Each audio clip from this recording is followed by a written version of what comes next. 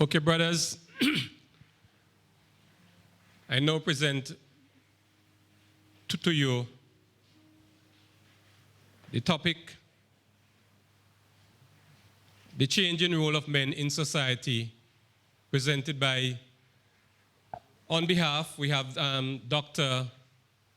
George Bristol and Dr. Lennox Adams. Streams hosted by Streams of Power Church, Sanssouci. I will now. Frederick looked a little bit amused. He said, I thought you said that the small leaves meant it would have a larger carrot. No, replied Wanda. I said, don't judge a carrot by its leaves. It is always important to remember to think before you choose. Frederick nodded, and they ate their carrots. Then they came again to a third set of carrots. Frederick was a little confused this time. The first time, it was supposed to be big leaves, but big leaves gave little carrots. The next time, big leaves gave big carrots. Poor, foolish Frederick. He pretended to inspect each carrot, but he really didn't know what to do.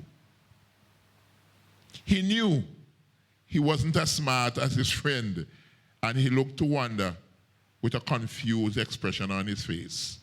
Wanda smiled warmly and hopped over to the carrots. She inspected them and pulled out one of the carrots. Frederick shrugged his shoulder and went for the other. Wanda said, no, this one is for you.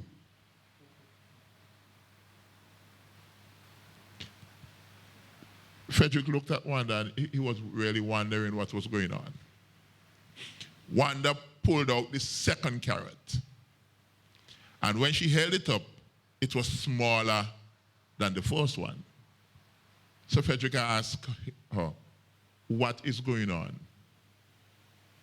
She said, I will be a fool to have you as my friend and to have you walking by me on an empty stomach.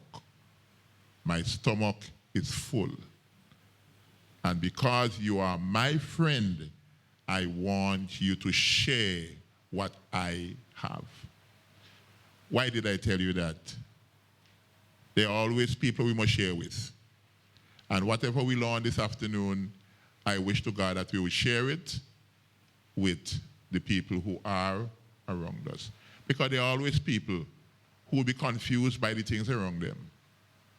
But as a people, we have to know what we're about. Now, ladies and gentlemen, we are all black men.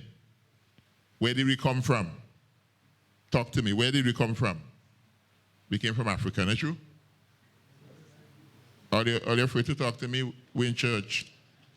We came from Africa, not true? Our grandfathers came from Africa. Somewhere they brought us over in some boat and they landed us here. Now, as we think about our role, we cannot help but think about the word masculinity. And I want to suggest to you this evening, this afternoon, that masculinity extends beyond sexual differences. It includes, and this is where the trouble starts, it includes the cultural meaning that society has attached to the biological differences between men and women, between the sexes. It also talks about our identities as men. And I want to submit to you that our identities are product of our experiences, the existing power relation between men and men, between men and women, between men and nature, and these experiences and these power differentials continue to affect ways in which individuals have expressed their gender and the expectations others have of them. Number 3, when you think about a man, what you expect of that man may differ from place to place. It may not only differ, but it will change with time. But the question is, as Christian men, where do you find your identity? And if you were to think of a goal, of some place to reach as a man, who sets those standards? It is really important for you to understand that. Who set those standards? And if you know who set those standards, I would want to submit to you, I believe that person is God. You didn't say a word. I say I believe that is God. If it isn't God, then we become very relative. When black men first came to the Caribbean, the first thing, when you read Dr. Hilary Beckles and Professor Rhoda Reddox and a lot of Caribbean scholars, they would tell you that when black men came to the Caribbean, the first thing, and I am not talking hate, I am talking history. The first thing the white man did was to put the black man to labor with his wife in the field. She was asked to do the same work like him. Right away, in his own mind, there was a struggle, there was tension, because it was not normal for him to be like that. Number 2, he is working in situations that are different to him. More than that, where he came from, the things he were accustomed to were rejected. They were confronted and they were reconfigured. He had, if he did have a woman or a wife, she was somebody else's property. Think about it. She was somebody else's property.